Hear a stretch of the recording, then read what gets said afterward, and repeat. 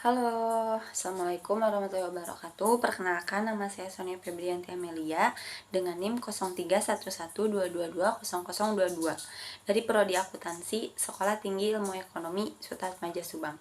Di sini saya akan mereview mata kuliah Ekonomi Syariah minggu yang bulan kemarin lah, yang berjudul Pilar-pilar Ekonomi Islam. Pilar menurut umum adalah penopang. Begitupun dengan pilar ekonomi Islam adalah untuk menopang ekonomi agar kokoh. Adapun paradigma syariah yaitu ada 3. Yang pertama ada hukum asal perbuatan adalah terikat dengan hukum syara. Yang kedua, hukum asal dari benda adalah mubah. Dan yang ketiga, apabila hukum syara ditetapkan maka akan ada kemaslahatan. Yang pertama, hukum asal perbuatan adalah terikat dengan hukum syara. Maksudnya adalah kita sebagai manusia atau dalam bahasa fikih disebut dengan mukallaf, yaitu orang-orang yang sudah dewasa dan balik dan juga berakal. Ciri dewasa bagi laki-laki adalah sudah mimpi basah. Sedangkan ciri perempuan yang sudah dewasa yaitu umur 9 tahun dan sudah haid, yang terbebani oleh aturan-aturan atau hukum Islam sehingga berlaku baginya jika melakukan kebajikan maka akan mendapatkan pahala, dan apabila melakukan keburukan maka akan mendapatkan dosa. Yang kedua ada hukum asal dari benda adalah mubah selama tidak ada dalil yang mengharamkan. Jadi hukum benda itu mubah selagi tidak ada dalil yang mengharamkan, maka benda tersebut adalah mubah. Jadi boleh dilakukan dan boleh ditinggalkan. Dan yang ketiga ada hukum syara diterapkan maka akan ada kemaslahatan. Maksudnya kita sebagai muslim tentu harus mengedepankan syariat atau aturan atau ajaran yang diajarkan oleh Al-Quran, hadis, ijma, dan juga qiyas.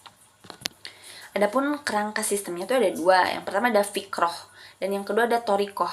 Fikroh ialah pemikiran manusia itu sendiri yang dipelajari dari Al-Quran, hadis, qiyas, ijma ulama, dan ijma ulama itu. Dan yang kedua ada torikoh.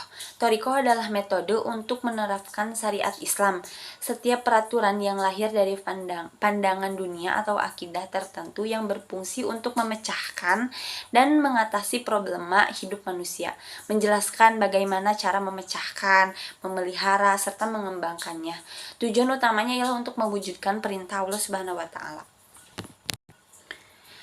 Islam adalah agama yang sempurna, sehingga contohnya Islam mengatur dalam segala aspek kehidupan. Salah satunya ialah mengatur tentang permasalahan ekonomi dan siapakah yang memiliki harta kita yang ada di dunia ini. Jawaban di Islam ialah semua harta yang ada di muka bumi ialah milik Allah, karena sejatinya harta yang ada di muka bumi ini adalah titipan dari Yang Maha Kuasa, serta yang disebutkan dalam Quran surat An-Nur ayat 33 yang berarti, dan berikanlah kepada mereka sebagaimana dari harta Allah yang dikaruniakan kepadamu.